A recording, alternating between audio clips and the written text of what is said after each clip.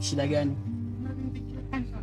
Unajua Jay, Alex toka atoke mjini amekuwa ni mtu ambaye ana haraka. Yaani kiukweli Zai anamtesa sana. Sasa mimi sijapenda hiyo hali anayoipitia Alex sasa hivi. Nimeona tu bora nafasi aliyokuwa ameshikilia Zai niwepo mimi. Yaani kifupi nampenda sana Alex. Kwa nini unakuja na vitu vya maana? Hivi kwa ni Alex nani?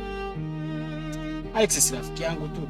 Afu na wewe ni unaharibu, kwani unajua kwamba Alex amekosea? Najua. Sasa Jay, kwani wewe umeoni rafiki yako jinsi anapokuwa anahangaika na penzi la mtu ambaye tayari ana mahusiano na mtu mwingine?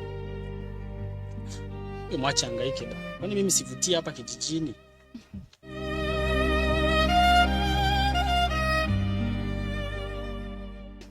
Yaani nashindwa hata nichukue maamuzi gani.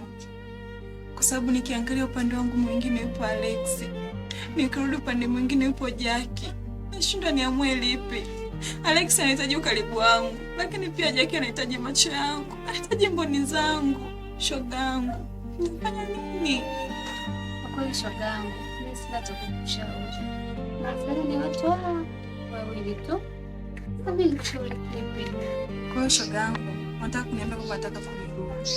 Na ile hali unajua kabisa kwako langu la kwako. Sasa kumbuka.